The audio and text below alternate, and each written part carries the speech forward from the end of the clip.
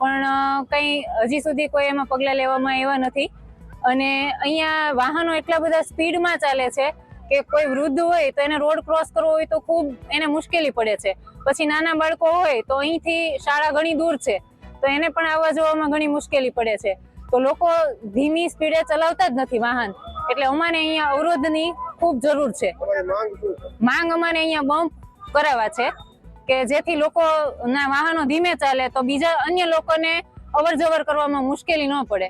હા, સ્વાભાવિક અને સહજ માંગણી છે લોકોની, કારણ કે ગામતળમાંથી જે આરસીસી રોડ પસાર થઈ રહ્યો છે, ઘણી વખત હાઈવેના ટ્રાફિકને લઈને હાઈવેના ભારે વાહનો છે એ ગામતળમાંથી એટલે કે ગામના રોડમાંથી પસાર થતા હોય તો સ્વાભાવિક છે કે અહીંયા અકસ્માતમાં નાનો મોટો ભય સતાવતો હોય અને ભૂતકાળમાં અકસ્માતો બનેલા પણ છે।